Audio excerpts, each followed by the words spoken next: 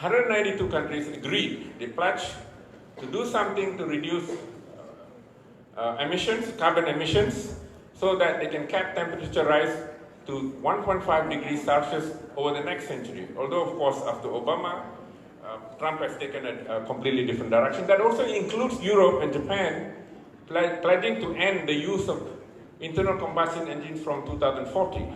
And many countries are doing that. Now we have in the world a glut in coal and a whole range of other things that's being utilized by other countries. That also means that countries like Malaysia, they are supposed to reduce carbon emissions by 45% by 2030.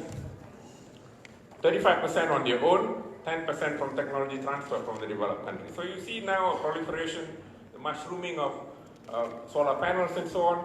And in fact, if I'm not mistaken, the Germans after the Chernobyl incident, although I didn't understand so much when that happened, I understood it much more after the Fukushima incident, the problems of using nuclear power. The Germans were very much behind the early emergence, the use of photovoltaic solar panels, which became the basis for technology transfer to China. And China, fortunately, although Trump doesn't like that, is one of the main reasons why solar panel prices have actually fallen. Otherwise, you would have monopolistic prices imposed by the US. But that gives you a promise in the sense that the argument taken on by these guys who use general equilibrium models to project, developing countries no longer need to actually cap or shift their policies to reduce economic growth the way the Club of Rome had encouraged. They can continue to grow at the pace that they feel they can, but shift energy use from fossil to non-fossil fuels more in the direction of renewable energy. That's the sort of thing they made. And then you have all these intended nationally determined contributions each of these countries, including all the ASEAN countries, have submitted to the UN Framework Convention for Climate Change. And that period deadline was changed subsequently because of some LDCs struggling to meet that sort of reduction in the use of hazardous compounds to 2050 after the Marrakesh Proclamation. That's the COP22. This is very simple as the way it's been articulated. So you can grow at the same pace. Let me come to the conclusion. Unless the evidence we have now for the causes of global warming and climate change is proven wrong, there's no cause for concern over the limits of growth argument. This is the point that I mentioned. But surely not taking on the Kuznets approach, the inverted curve that Theodore Penayerto had come up with about the environmental Kuznets curve. Stern and O'Dowd have offered a way out for countries to continue growing without the worry of the Earth going extinct. Is it worth worrying about Stephen Hawking, again, a famous scientist, the history of time, among others that he produced? He doesn't think that the world will last more than 600 years, meaning planet Earth. Do we need to be concerned? But of course, if we take the Popper in line, Karl Popper, the famous philosopher from Oxford, he was initially from LSE, his last book, if I'm not mistaken, The Open Society and Its Enemies, he makes the point. It so happens that you see the sun every morning you get up. It doesn't necessarily mean you will see the sun every day. The sun could just explode. So he gives this impression that how much we know about the world, we cannot possibly know perfectly about the world. So we must always be ready for any possibilities. And the prediction of Stephen Hawking can still be right. So even though we have something reasonably acceptable, that looks plausible, that looks one that will reduce our worries on the table, advanced by Stern and no doubt that planet Earth can be saved, we still need to be wary about the possibilities that could come as a consequence. What should governments do? I believe that the papers that you have will probably deliberate on this. Based on my own knowledge, and I'm mentioning this in the context of not just a Muslim as such, and even though I'm not formally a Muslim, but I'm talking about the scriptures and so on in the process. One can extend the meaning of Tawhid and Sejagat, which is oneness and universality to embrace the environment. That God created the universe which humans should protect. If we work towards that, to some extent it might have some connect with the family that Professor Leopold advises now about journals. wanting to see that articles that are submitted recognizes the family nature of journals. So if we take that, the world as one in that sort of sense, I think we will have lesser problems because we'll always work towards seeing that the world is protected. Thank you. Thank you so much, Prof.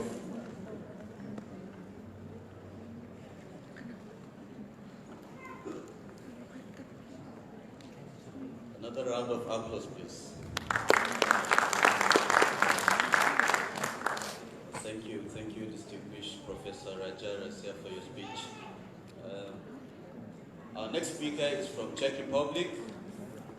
He's a world-reputed professor and the head of Sustainable Process Integration Laboratories field, NETME Center, Faculty of Mechanical Engineering, Brno University of Technology, VUT Brno, Czech Republic, and Emeritus Professor at Center for Process Systems, Engineering and Sustainability, Catholic University, Budapest, Hungary, former Project Director, Senior Project Officer and Honorary Leader at the Department of Process Integration at UMIST, the University of Manchester and University of Edinburgh, founder and a long-term head of the Center for Process Integration and Intensification, University of Pannonia, Hungary, awarded by the EC with Marie Curie's Chair of Excellence, with a record of managing and coordinating 91 major EC, NATO and UK know-how projects. His research funding attracted over 21 million euro. He is the co-editor-in-chief of Journal of Cleaner Production. He has published hundreds of journal articles and books, graduated many PhDs, and it may interest you to know that one of the UATM's Deputy Vice Chancellor was his student. He travels around the world to share knowledge and a very good swimmer. He is no other person but Professor Dr. Jiri Clemens. You're welcome. Good morning to everybody. Thank you for a very nice introduction. Yes, I used to be competitive swimmer about 60 years ago, and still I remember how to swim. Good morning once more. Thank you organizers, thank you delegates for coming. And after highly philosophical presentations at the beginning, I'm coming a little bit back on the earth, because other sciences are discussing and predicting what is going to happen within a couple of 100 years, and we humble engineers have to make it. I'm coming from the center of Europe, which is the city of Brno. You can see the map where it is. It's nearby Vienna, nearby Prague. However, I spent most of my working life at UMIST in Manchester, as many of people from Malaysia and many of our colleagues, which used to be a beautiful university. Anyway, it's good to coming home, and this strange people on the right-hand side is ice hockey team of Brno, who are champions for the country number of years. Ice hockey is a little bit unknown game in Malaysia, but very popular in Europe, US, and other parts of the world. This is my laboratory. I got several life challenges, to getting Marie Curie Chair of Excellence, to start a new group outside Britain, which was in Hungary. And now I've got another big EC finance project to start the new group again. And of course, I rely on my previous contacts. As you said, social networking is very important.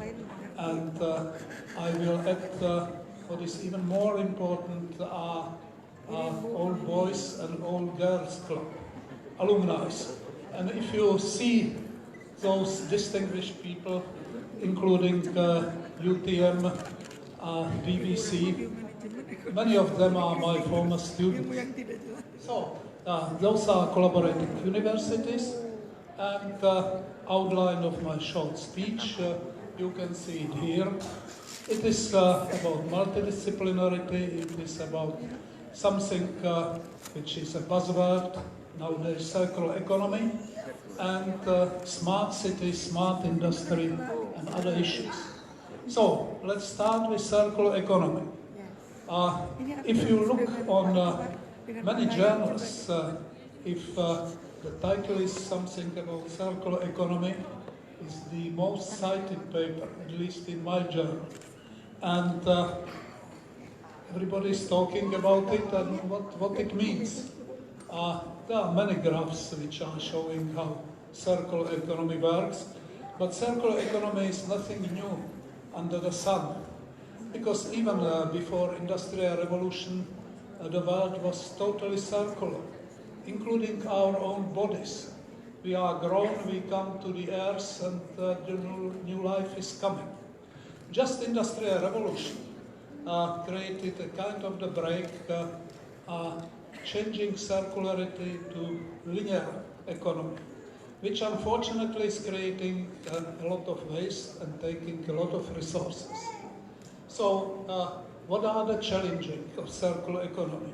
Everything looks very nice, very easy, but you can see a couple of problems, which are.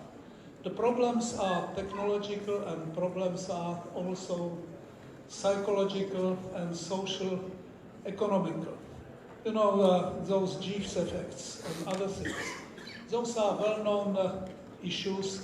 If I've got, for example, the car, which is consuming half of the fuel, do you think that the amount of the fuel which is consumed would drop to 50%?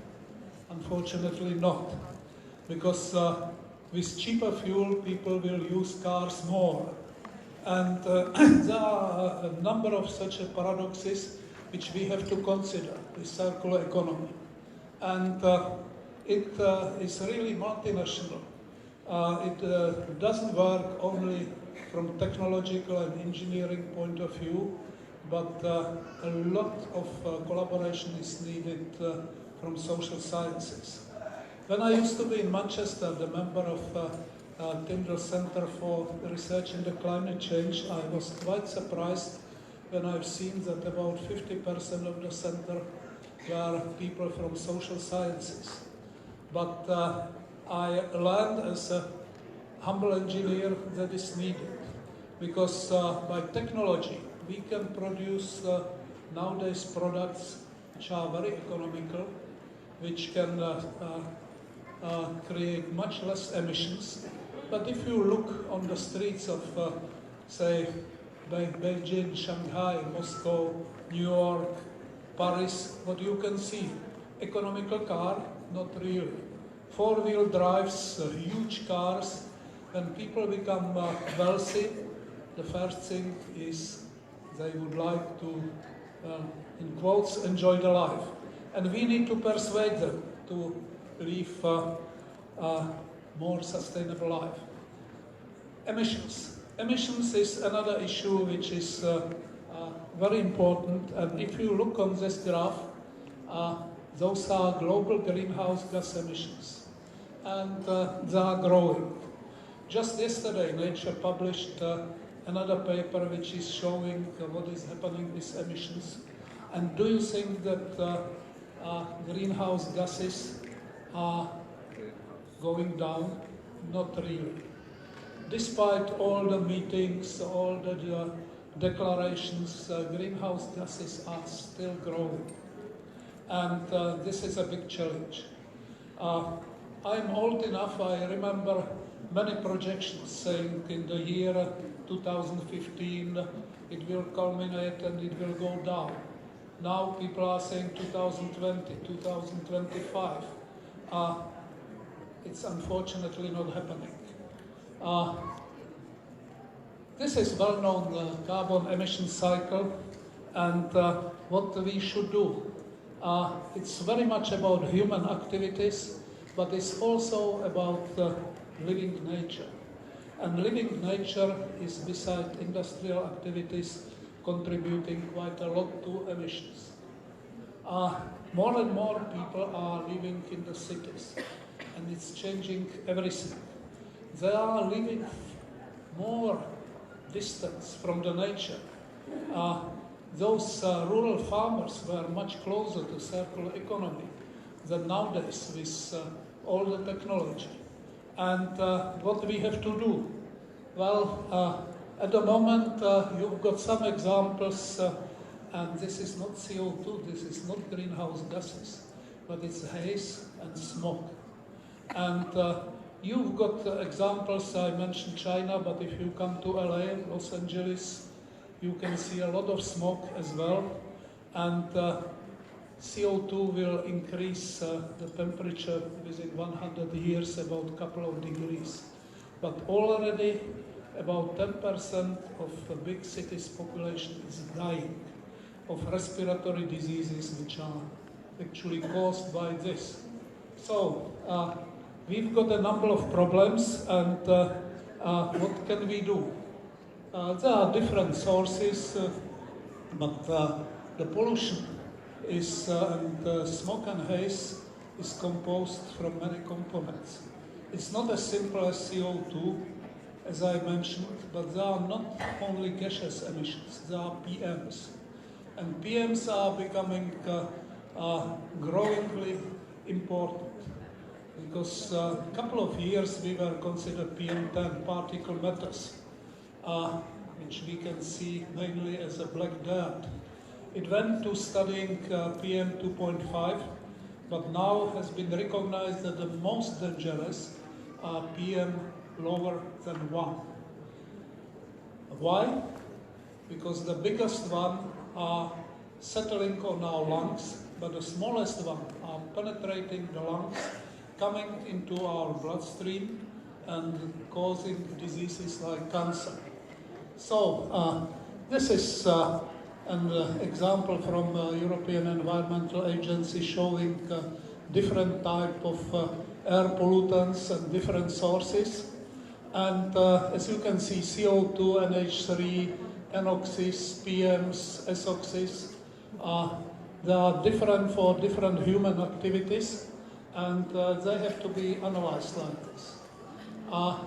We've got, as you can see, not only from the industry, from the mobility, but also from natural sources, including the agriculture. But even at home, we are not safe.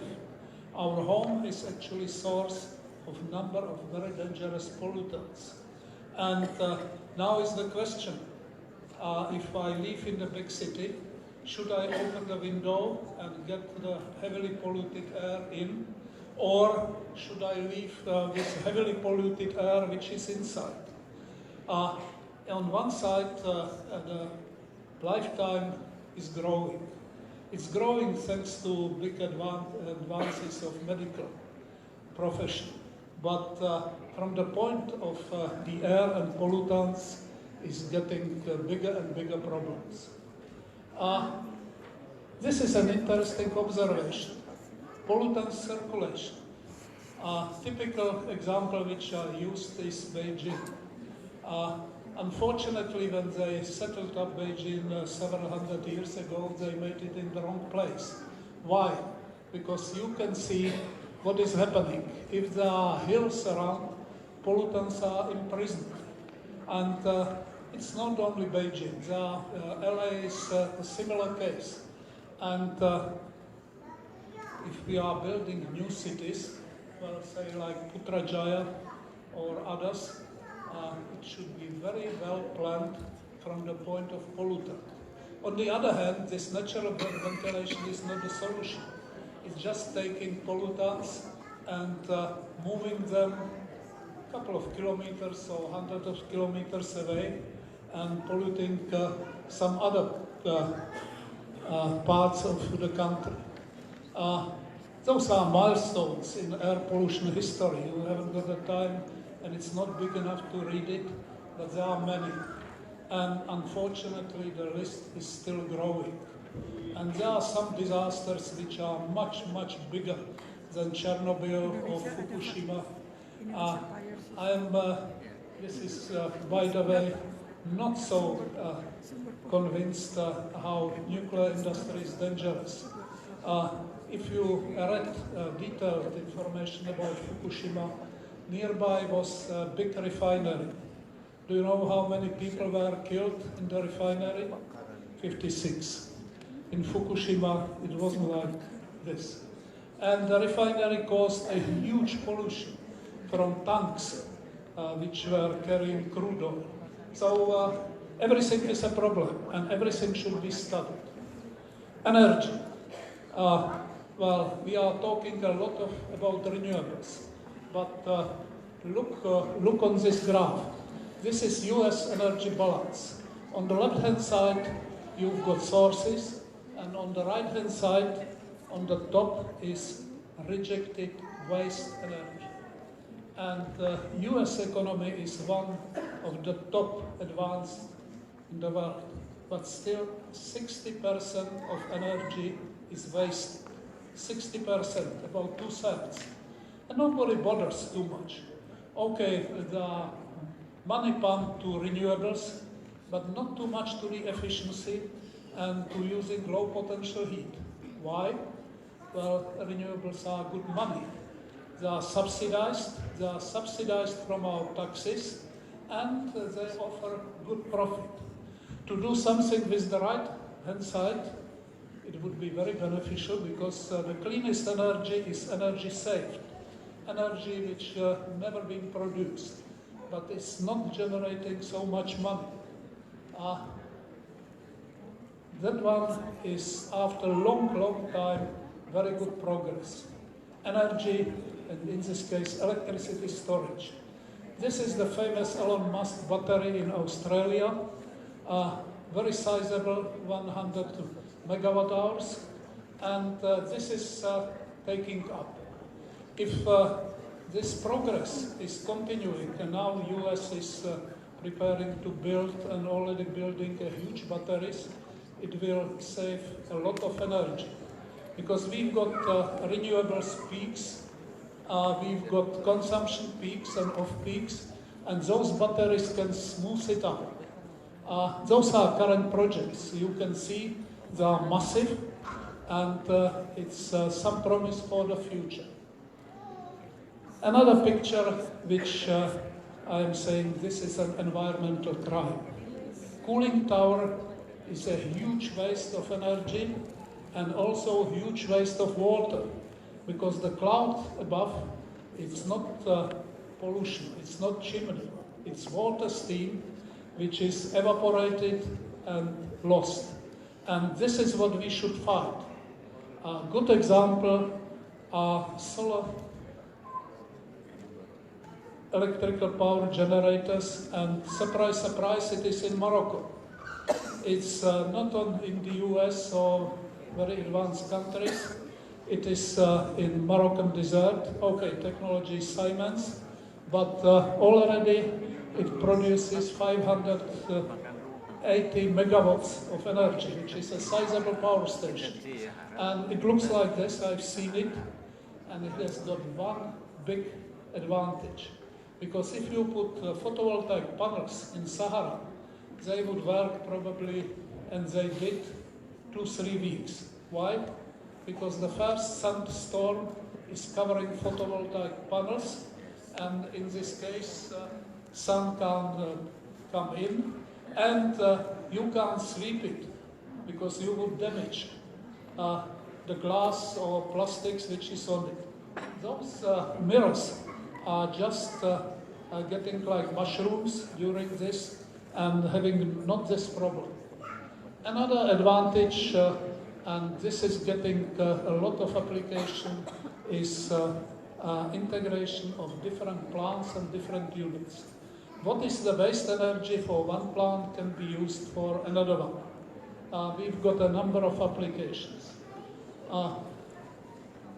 Internet of Things.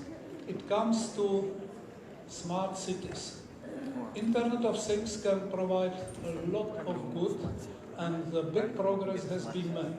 But as each tool. It has got pros and cons.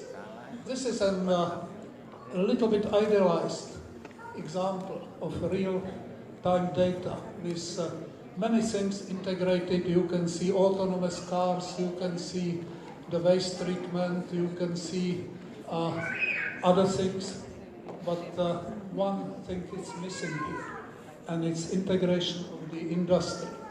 Smart buildings, again, another progress. Energy, smart grids, smart meters. We can do a lot to avoid waste of the energy. Cars. Cars, it's a lot of discussion if electrical cars are something what is going to save our planet, but it looks like that we are on the way. For example, Volkswagen announced very soon to stop produce the cars with diesel or petrol engine. Why electrical car is so good? Look on the efficiency. Only electrical car has got the efficiency, including the battery transmission, more than 50%. Do you know why? Well, I've got an electrical car, and it's beautiful. Because if you are braking or going downstairs, you are regenerating energy. Any other car by braking is wasting energy. And this is why I believe in the future. And hopefully we will do it. Waste. Waste for big cities, well, people don't like to talk about it because waste is not looking nice, it's smelly, it's unpleasant, but it's enormous business. I lived in Manchester, and the greatest business in Greater Manchester wasn't Rolls-Royce or ICL or BP, it was Greater Manchester Waste Management Authority, and the waste is growing, and we have to do something with this. And in the circular economy, it's even more important. But we should also consider smart agriculture, because agriculture is producing a lot of emissions, a lot of pollutants in water, and so far it hasn't been developed too much. Here you've got one example. This is a little bit futuristic example when each cow has got each transmitter using Wi-Fi and telling the farmer who is sitting in front of the screen when the cow needs some more water, some more food, how much milk is ready and so on. But this hopefully is going to happen. Smart cities, smart industry has good potential, but should be considered in complex, and we've got also very bad example. This was called the first world smart city in Korea, and it was actually turned in the ghost town, in the dead city, because it wasn't designed for people. It was designed without proper experience, and investment dried up, and nobody lives there. So we have to be careful. Everything has to be economically sustainable. And the latest development, which especially Germany is talking about a lot, is Industry 4.0, which is just, again, smart industry. You've got Industry 1, 2, 3, 4. It's in many cases just reduced to digitalization and big data, but it is not this. It's much more complex. And we have to consider emissions, waste, resources, logistics. Those are some examples of big companies, what they consider as they progress to Industry 4.0. You can see from ABB, Airbus, Boeing, Bosch, Amazon, and there are many others. But this Internet of Things and smart cities are also producing a lot of waste heat. It's not running on nothing. It's quite considerable consumption of energy, waste heat, and something has to be done. Smart fire alarming system, I put it here for one reason. if this infamous 9/11 had this, many people could be saved. We've got here escape routes, but those escape routes should be intelligent and should be controlled, because if it's a bomb explosion here and everybody is running through this door, it's actually more bad than good, because people should run in the opposite direction. And this is the potential for the future.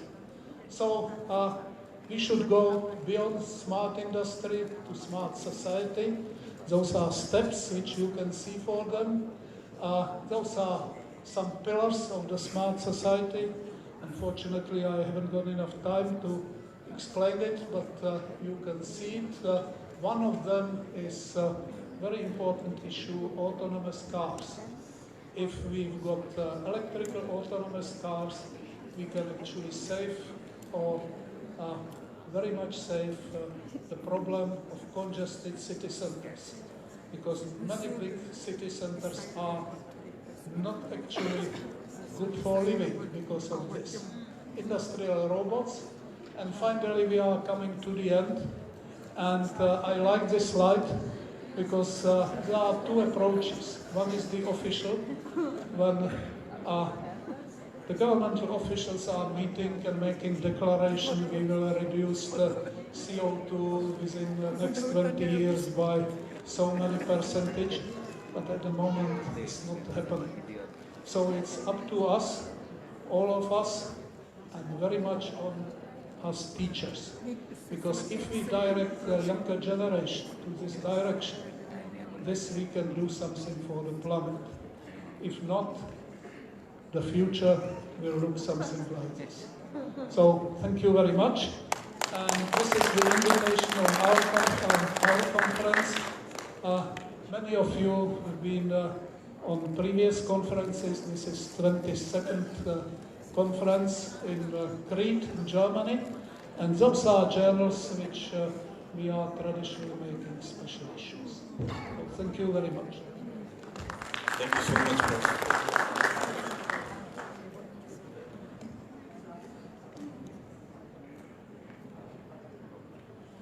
Thank you, Professor Dr. Jury Jerome Clemesh.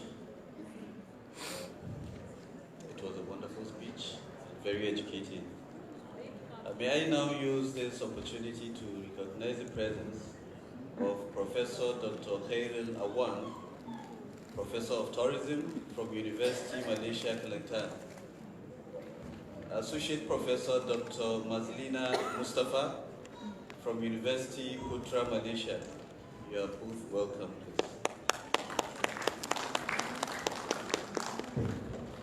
We will now move to the next speaker, who is from Nigeria. He is a professor of business management and a member governing council of the Adamawa State University.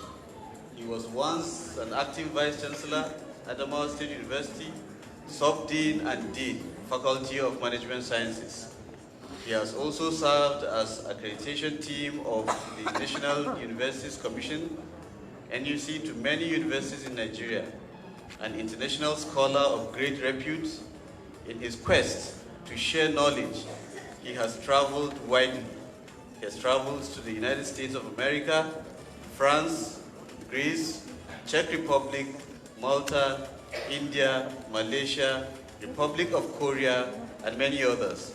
A member of numerous professional bodies and a fellow of the Academy of Management.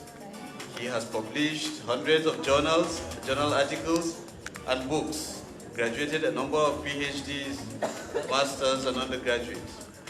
He is currently the president of the Academy of Management in Nigeria and the first president and chairman of Council Institute of Business Diplomacy and Financial Management, IBDFM. He is happily married to Zainab and he's got 4 kids.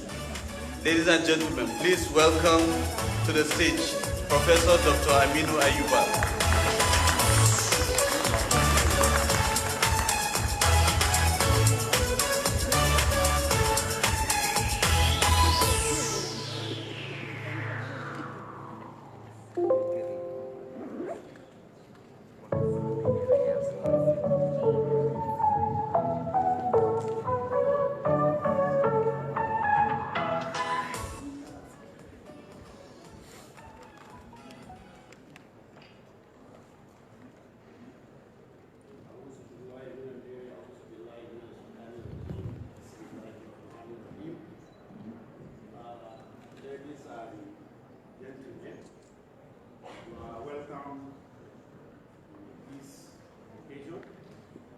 And I'm privileged to be here in Malaysia for the second time to deliver a keynote address on this 4th Asian International Conference. Let me, first of all, begin by saying that the issue of Asia, the academia, society, and industry alliance, is established simply to pursue what is a symbiotic partnership between the industry, academia, and the society, but not restricted to these particular areas of globalization, risks and uncertainty, innovation, government policy and regulations, technology changes, diversity, global economic complexity, information overload, supply chain, and strategic thinking and problem-solving issues. Well, what I try to look at here is that I try to look at my understanding of what Asia means, which I say my paper here focuses on managing global education, that is, globalization of management education, in the sense that a perception I have about Asia is simply to have the ability of foreseeing these issues to educate managers. Because the essence of the academia is to produce competent scholars, public administrators in the society, in the industry. We produce graduates in order to work in these industries, to work in the society. So the kind of this partnership alliance, I said, one, we have to look at the issue of globalization. We have talked much about globalization. My issue here is simply to say that managers must therefore seek a better understanding of international markets, cultures, through better information gathering, analysis, and interpretation in order to assist in taking good management decisions, which I expect that is the focus. Then we say in terms of risks and uncertainty, we say as managers, we have to remember that for managers to solve these problems, they have to develop a proactive strategy approach in terms of planning, forecasting, projecting the outcome of businesses at a given situation. That is the normal thing that we expect as managers in the public sector. Then we have to look at the concept of innovation. There is need to become more innovative and still maintain a sense of good control over organizations, which remain a success factor for any business today. We say the concept of running business enterprises to be innovative. We try as much as possible to be innovative in the sense that our business will prosper. So those who are operating in the industry, or those who are managing the public service, you must have the ability to bring up changes, innovation in our system. When we look at, for those of us that are in Africa, we say there are innovation in management education. When I was in primary school, we started with blackboard. We were trained under a blackboard. When I came to the university, I saw a green board. After graduation, throughout my university days, I have not seen anything like whiteboard. But today, we have whiteboard, magnetic ink character board, etc. These are all innovation in our educational system. So in every life business, we expect that there should be innovation in our life. So as managers, we should try as much as possible to bring some changes, innovations that will improve. In Africa, if you go, in the process of running good businesses, if you can produce any product, especially for ladies, whereby you will say, when you are 40, by the time you rub this particular pomade, you look 18. oh, the type of market you get will be more than expected. So these are the type of which improve innovation in our system. Then the other aspect is government policy and regulations. Whatever type of business we run, we have to look at government regulations. We have to understand government policy and the implications in business. The other aspect, technological changes. As managers, we need to acquaint ourselves with technological development that affect businesses. Because now, whatever business you are running, you have to move with the technology. Otherwise, you will be aged out. You will be out of business. The other aspect is cultural diversity. Lack of cultural diversity within many large companies' leadership team, we need people from diverse culture.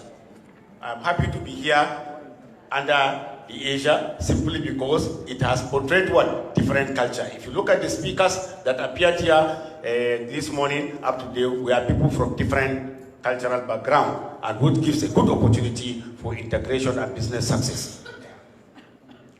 The other one is global economic complicity. In terms of global economic complicity, we are saying that the problem is how to develop better system thinking capabilities that managers can design business models, processes, products, and services in such a way that it will minimize complicities. We try as much as possible to design systems. The last speaker has shown us different types of systems that are designed in order to what? To reduce emission. And that is what we expect in terms of the technological changes as managers. We can't continue to practice things the way they are in the older system. Then, information overload. What we refer to here, we say, when there are too many information in a message, managers faces information overload that will lead to little or no response. If this particular conference is to be held in one particular aspect of our life, one particular venue, we will be overloaded. At the end of the day, we will not understand anything. I think that is why the Asia decided to make it a preliminary session in such a way that we can understand these things easily. So the concept that for manager to be overloaded with information, if found in this situation, managers need to ensure proper information flow for decision making. Then on supply chain, we say this call for proactive measures to develop a supply chain strategy that not only ensure the lowest cost, but also minimize risk of crippling supply chain disruption. In terms of strategic thinking, we say as managers, we need to be strategic in terms of our thinking so as to improve our efficiency in terms of output that is expected from our own organizations. Now, when we talk of globalization of management education, we are talking about how do you globalize management education? How do we make management education to become effective? We said we have to follow a procedure. We have to start from the faculty level. We want to bring changes. It has to involve the staff and the students to be able to manage intercultural diversity by reviving our curriculum. There is a need for us to revise our curriculum. There is a need to have a better curriculum for management education. We said based on this one, we said the essence is we have developed a system here that we said this is the best system that will improve globalization of management education. We said if we want to look at management education, first of all, we have to structure the curriculum. When we structure the curriculum, then we look at ways at which we can impart intercultural sensitivity in terms of our curriculum. Then we move to establishment of offshore campuses in various parts of the world. With that, we are encouraging the development, the globalization of management education. Then at the same time, we move by using the multicultural management games in handling projects and good global orientation. Then the last one, with the second to last one, we move to understanding, collaboration, partnership with foreign players, which I believe this is one of the key aspects of Asia, connecting Asia, in such a way that we have partnership with foreign players. Then the last one is conducting distance and ITC mediated education, which means we need to digitalize our educational system. With that, we can globalize the management education system. Now, we said, based on this one, we said the other aspect which I need to press here in terms of globalization of management education is the position of Malaysia itself as a country.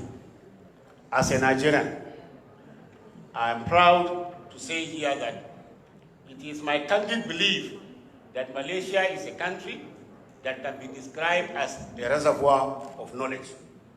Because, one, Malaysia has helped many Nigerians to acquire higher education, to have master's, PhD, which I felt to be, it is an alternative sources of foreign earnings to the Malaysian government. Because Nigerian government has spent so much in terms of investment in education by sending our youth to Malaysia to acquire higher education. So many universities in Malaysia have trained young Nigerians up to doctoral level that are today occupying key positions in our universities in Nigeria. And at the same time, we are hoping that very soon they will take up the future leadership of the country, which I believe by the time our Nigerian graduates that graduates from Malaysia, if they take over the leadership of the country, I think we will call ourselves maybe second Malaysia because of the orientation they have received from the Malaysian universities. So I think with this, I will only say here that I am also appealing to the Asia, that is the Academia, Society and Industry Alliance, to extend their hand of friendship to Nigerian universities. That is through what? Through the Academy of Management Nigeria, and also through the Institute of Business Diplomacy and Financial Management and the National University Commission, to establish good collaboration, linkages and exchange of management ideas and innovation, also with our Manufacturers Association of Nigeria for the advancement of university industry research for the improvement of human existence in our daily life. So what I expect from the Asia is to extend this friendship in such a way that we will have a good collaboration with the National University Commission, then at the same time with the two societal organizations that I'm heading. As I said, I'm the president of the Academy of Management Nigeria, and at the same time, I'm the president and chairman, Nigerian Institute of Business Diplomacy and Financial Management, which my standing before you here now is that I am not appealing only to Asia, but I am appealing to all the participants that we are free to establish good linkages, exchange programs that will promote development in terms of management education and any and other related disciplines. In view of that, I think any interested member, participants here that wants to join any of the academy can meet Dr. Aliu Chikaji so that you will get the form and then you can enroll to become a member. With that, I said it may interest you to know that we are all here today as part of human capital development through the Asia, in conjunction with UTM, in bringing together scholars engaged in research onto the unique solution to social and industrial problems, as well as theoretical contribution to the respective field. And we have seen how Asia has brought about different scholars in engineering, science, and today we are in the management conferences, which I believe that each and every one of us have enjoyed these papers. And that is what we expect in terms of linkages, because the assumption is that science has no much relevance to management, not knowing that science is an integral part of management education. With this, I think with the recent increase in our vital globalization in the economy, we are facing a lot of challenges in the academia. What I propose in my mind here is that Asia should be able to establish good linkage, because if you look at what we had this morning, or the future, the emphasis is on the academia. I'm appealing to the Asia in such a way that they should be connecting us with the industry. That is, bringing people from the industry to give us good talks, and at the same time, people from the society, mayors, local government chairmen, municipal leadership, etc., so that they will be able to tell us how they manage the society.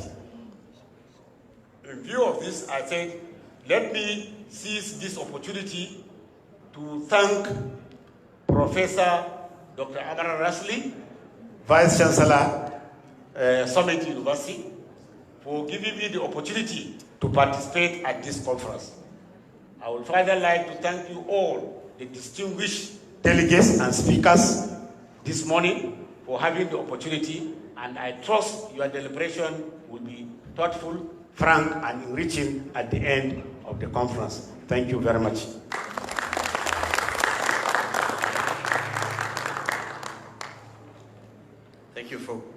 Thank you, Professor Dr. Aminu Ayuba. Before the final presentation from our last speaker for the session, we would like to have a video presentation which will serve as a prelude to the speech. And for the opening gimmick, let's watch the video montage, please.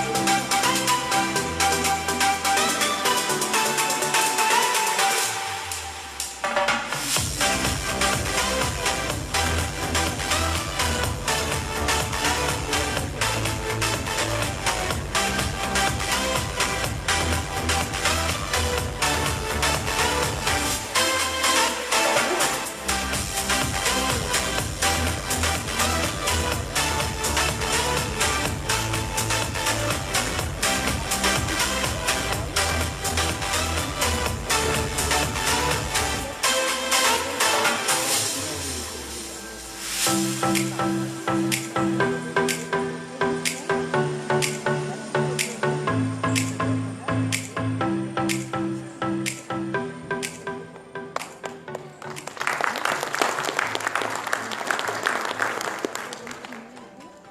you for that wonderful video. And now we would like to welcome the Director of Connecting Asia, a humble, dogged, dedicated, and well-determined personality. He had a PhD from the prestigious University Technology Malaysia. He has published hundreds of articles in reputable journals and a professional trainer. He is currently working as a senior lecturer in Malaysian Institute of Industrial Technology, MITech, University of Kuala Lumpur. He is also founding director of Connecting Asia Research Network. He took his time to bring together brains to execute projects, which AIC is one of. Ladies and gentlemen, please welcome on stage Dr. Muhammad Imran Qureshi.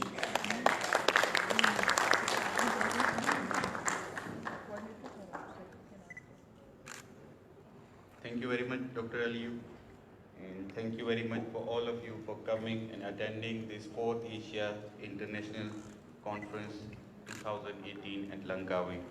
Thank you very much for being with us. And as our keynote speaker was mentioning about the diversity, let me tell you, our keynote speaker consists of 4 different contents. So from Africa, from Europe, from Australia, and from Asia. Thank you very much, all of you, for being here with us. Due to shortage of time, we are already struggling with time. Let me just conclude my speech with 2 major parts. The first, about the conference and the publication process as usual.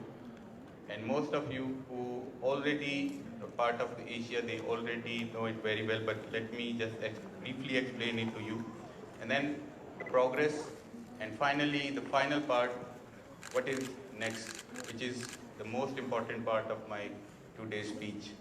So first, let me start with our AIC 2018. For this, we received 1,197 abstracts. That is a good success for AIC.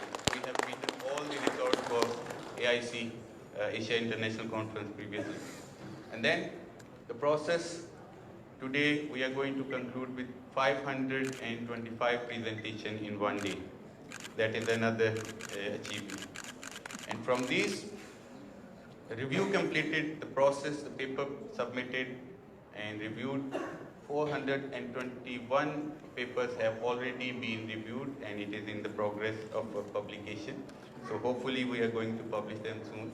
But as everyone knows, publication process will take some time, so be patient and bear with us.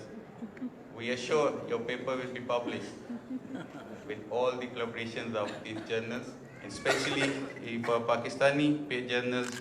We are very thankful for Kurtuba University and City University for collaborating with us with their journals, for providing us opportunity to publish your work in HEC recognized journal. And then here are a few journals. We have the special issues of these journals with us in this conference, and we are still negotiating for some more journals. So this is all Scopus Index. Last 2 journals are basically HEC Index journal with Pakistani universities. So this is a complete mixture of good journals with different scope. So what we do, we divide our participants, our papers into different scopes, and then we try to publish in our special issues available here. So this is for the AIC 2018, but now, what about Asia, who is organizing this event? We believe in only one thing, which is mentioned here very clearly. We believe in growing together. That is what we are doing, and that is why we are here. And let me tell you one more thing. During this process, under Prof. Amran's guidance, we started, all of us were PhD students. But now my team consists of more than 10 PhD degree holders. and still 3 are in progress. So we are growing, not only in terms of number, but in terms of human capital also we are growing. That is what we are achieving. And all of these PhDs have been funded by Asia. That is another success and our societal contribution.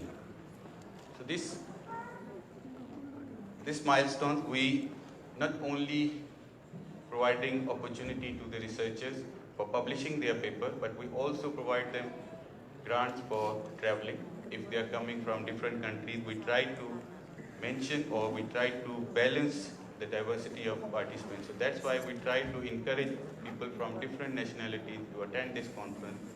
So we provide them travel award. So that is another area of success in this process has been grown up, and the people from different background, they ask us to start another conference which can cover their areas. That's why we started another multidisciplinary conference every year in Johor. So that is our 2 major events we do every year. But let me focus today only on AIC 2015. Let me show you the growth. Abstract submission were 215, presentation 148, and we published 148 articles in this conference. Then in 2016, the number has grown up, and then 598 papers submitted, only 258 accepted, and most of them have already been published, but few still rejected due to some similarity index issues and all this.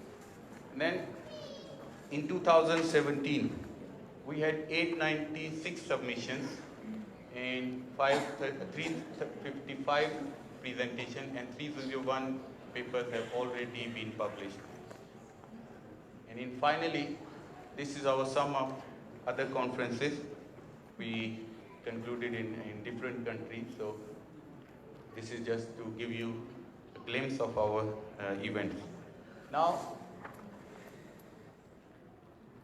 this is what we achieved in last 5 years. We have already published 2,500 papers in Scopus Index Journal. So I think that needs to be open another opportunity. We'll talk about it later, but remember this number. So we can play with this, with the mathematics. Now this is our marketing reach, how we can grow. And now we have 150,000 researchers database who are directly connected with us. And we have 4,210 members and from 35 countries. So it shows how diverse we are, and still you can see this diversity within the participants. So everyone here is, most of them are different countries and different regions. So why we do this, and what are the benefits for you, and what is the future? That is what I want to discuss. So basically we are focusing on these 3 basic areas. First, providing you opportunity to publish your papers. Most of us, we need it. We are initial researcher, we started our career, so that's why we need to publish our work. So we are providing you publication opportunities. Then our index, as Prof. Giri discussed this last day in his pre-conference workshop.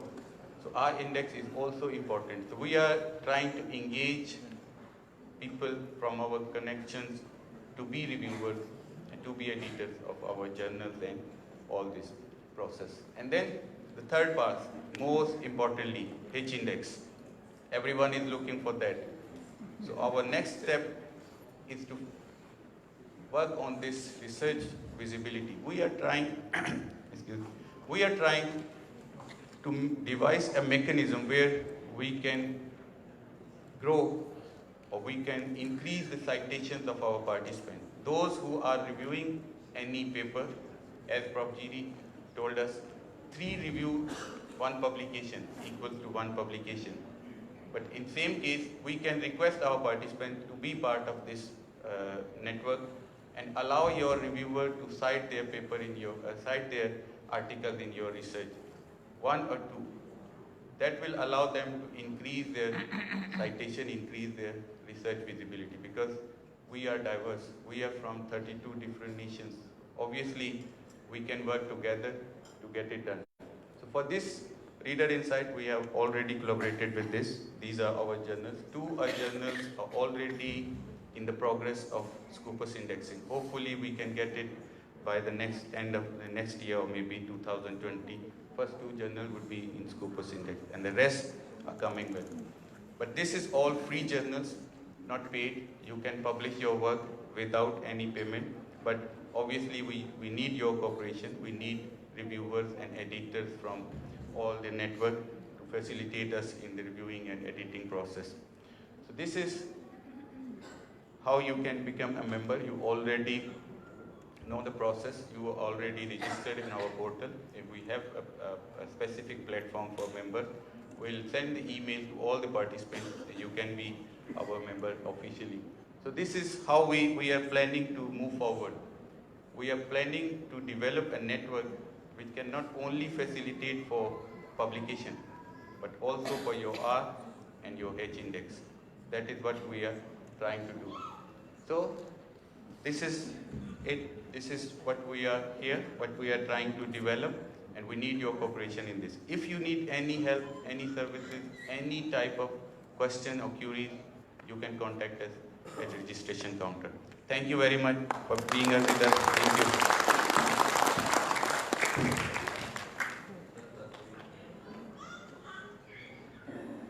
That has been Dr. Imran Muhammad Qureshi, the Director of Connecting Asia. Thank you for your speech. It's very informative, and I believe you have cleared some areas of concern or doubts for the authors.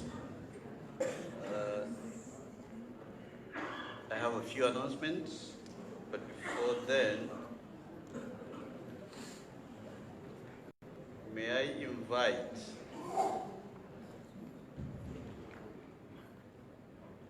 ladies and gentlemen, please welcome my mentor, my PhD supervisor, and a man I am proud to call my brother, Professor Dr. Amran Rasli, to the stage to present a token of appreciation to our keynote speakers. Professor Dr. Amran Rasli, please.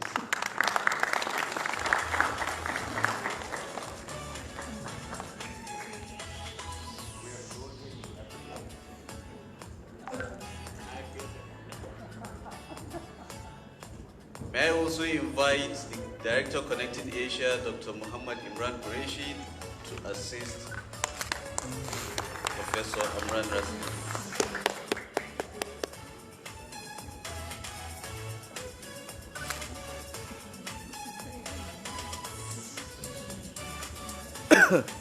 Well, Professor Amran Rasli will be presenting a special memento to our keynote speakers in no particular order, please. May I now start with Professor Dr. Raja Rasya.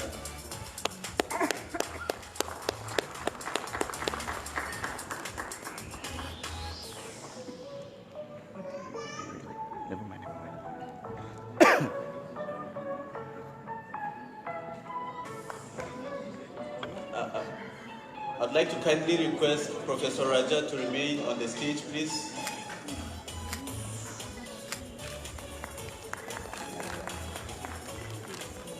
Professor Raja, you can remain on the stage, please. The next is Professor Jiri Joromir Klemesh.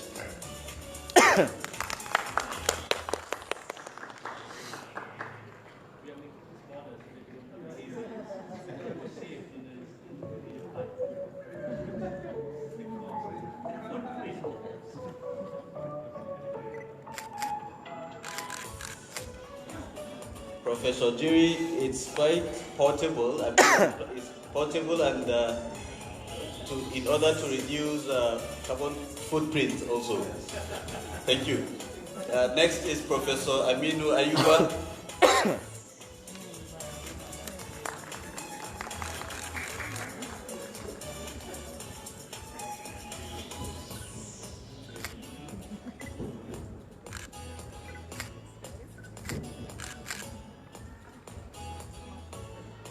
Professor Dr. Muhammad Shabazz,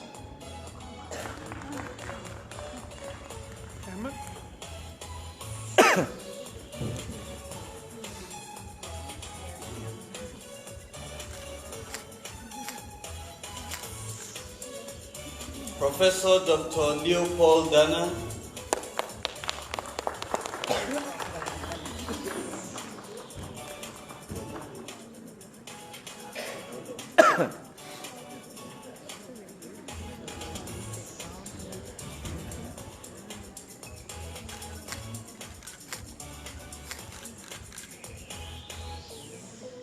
may I now request distinguished Professor Raja Rasia to present to Dr. Muhammad Imran Qureshi.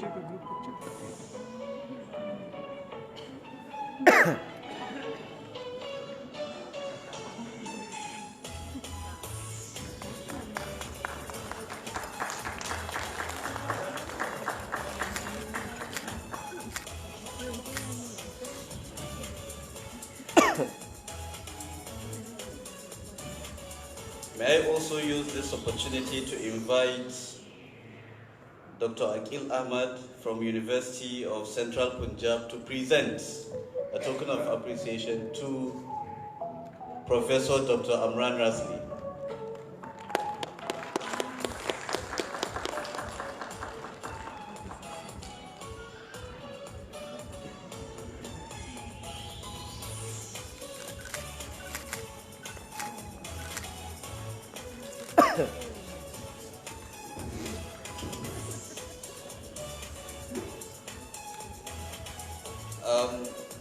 At this point, I've got a few announcements to make and a group photo session. While you remain on stage, please. Presentation sessions will commence very soon. We're a bit behind schedule, but we have a very competent team that will handle or rather manage the time effectively, and I promise you all presentations will be done smoothly and successfully. May I now invite the other members of the high table to join the keynote, to join our guests on the stage.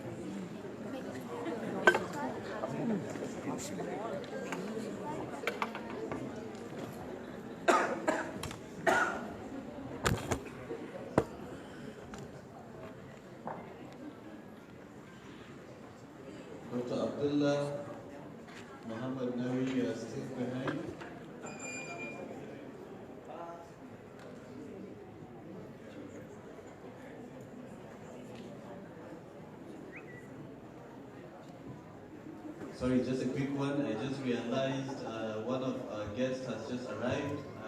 Associate Professor Dr. Mahmoud Habib is sneaked in. We've seen you, and we hereby recognize your presence. Where is Dr. Abdullah Mohammed Nabi, our publicity? Okay. Oh, okay.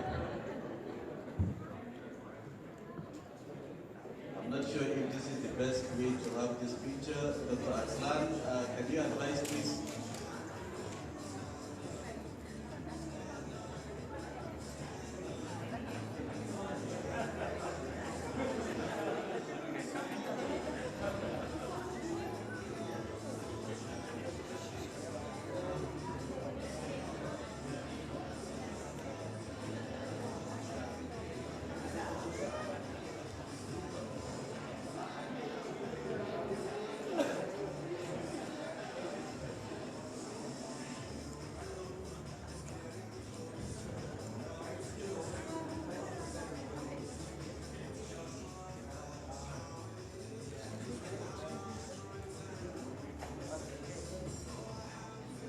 Okay, ladies and gentlemen, can I give a suggestion, please, right now?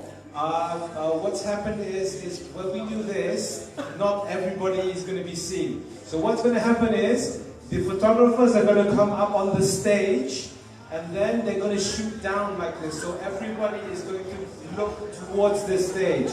Can we do that, please? Yeah. So can we have some of the secretariat to please guide the participants where to go? Dr. Aslan, if you please, can you get our participants in position, please? Yeah. So the idea is from the stage to shoot down. Okay. So yeah.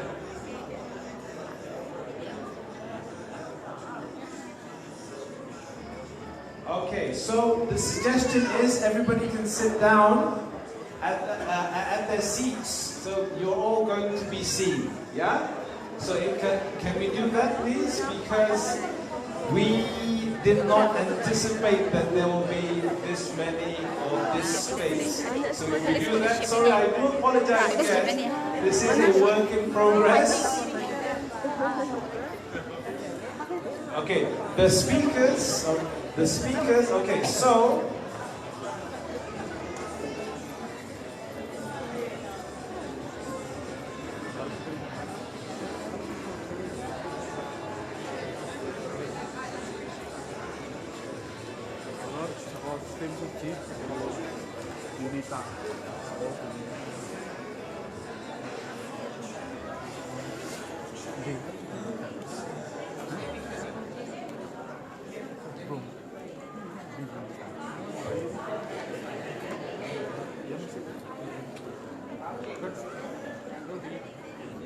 okay, ladies and gentlemen, we're going to do two things, yeah? Number one is we're going to take two styles of shots so that everybody comes in. The first one is everybody at their places. We're going to have one, we're going to have that, and then shoot down. The next one is we're going to have the speakers come up, the speakers be sitting, and then we're going to push them to the front, and everybody else, you're going to stand up and you're going to come closer to the front, yeah? So two styles of shots, so we're going to make sure that everybody gets their face in the photos, yeah? Okay, so let's, are we ready? Yeah? So Cik Nizam, our photographer, is going to direct the shot, yeah? Okay, Cik Nizam, please.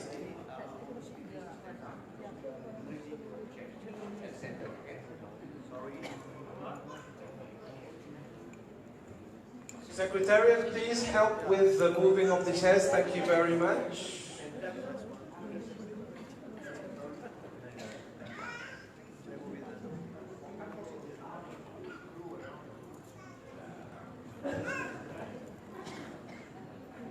Thank you very much, ladies and gentlemen in the front, for being very good sports. Thank you. I hear you, Prof. Amran.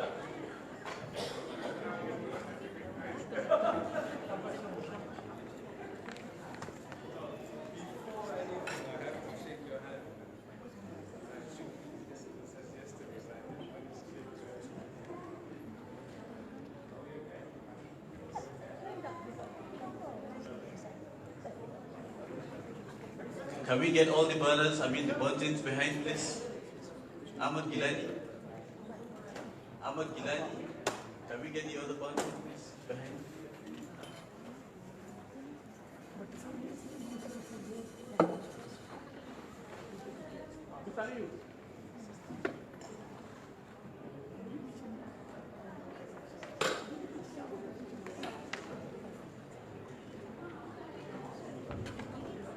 Everybody is going to be in, please. Everybody.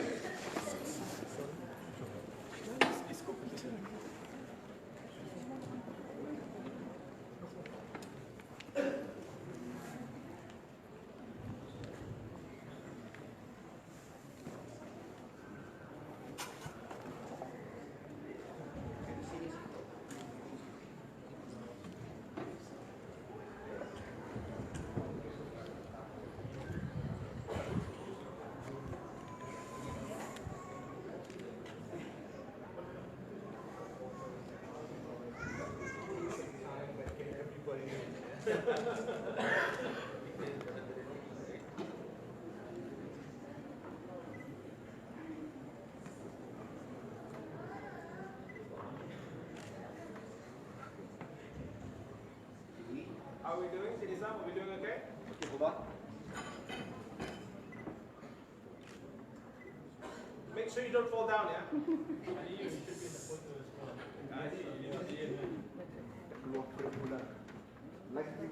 Okay, more. Guys, we need to move up to the front a bit more.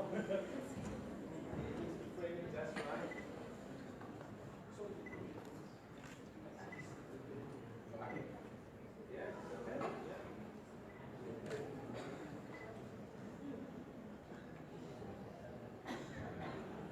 Again, ladies and gentlemen, thank you very much for being very good sports and bearing with us. Thank you.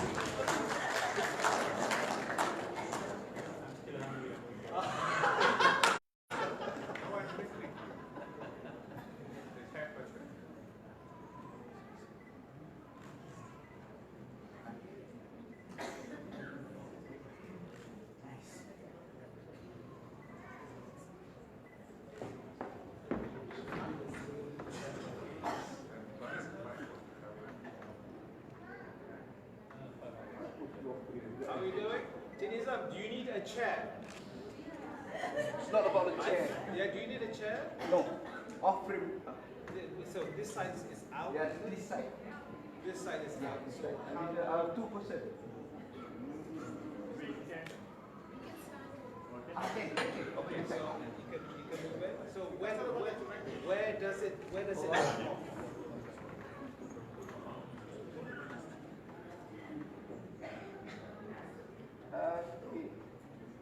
Are we okay? Actually, until you.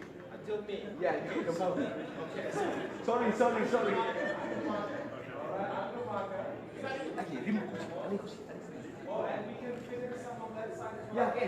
That side. Yeah, okay. Will be nicer. Okay. So, are we okay? Yeah. Bokul, di. Simpan. Okay.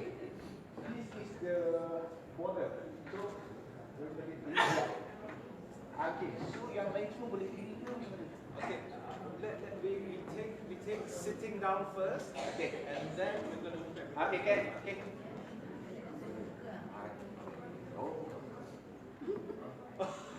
Okay, hold on. Everybody here. Okay, can. Okay, one photo. Hold on. Wait. Okay, hold on. One more time. Okay.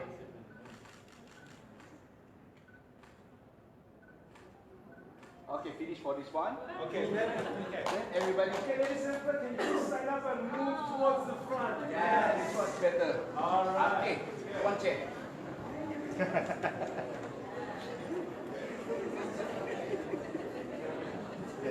You're going to patch it together. All right, so don't worry about this. It's going to be there. You can see it's going to be quite high up.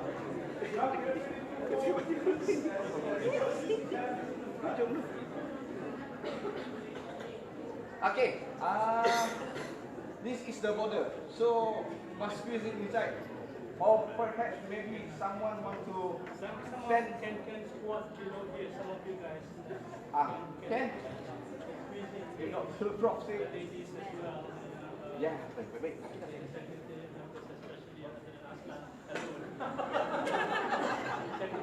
Okay, this is off the border already. Sorry, off the border.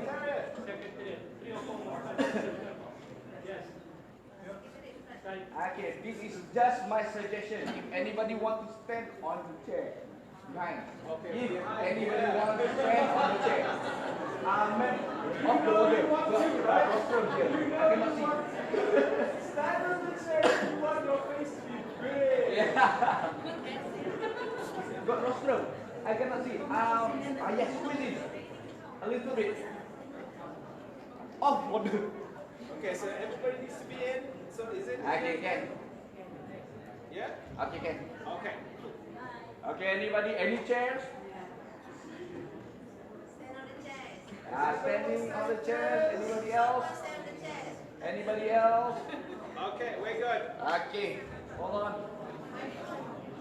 Okay, hold on. Okay. Testing. Okay, this one. Okay, one photo. One. Is it freestyle now? Or Haven't. Okay, formal, relax. Okay, ready, relax. Formal photo. Okay, relax. Formal photo. One. Okay, this one freestyle. 1, 2, 3. Thank you.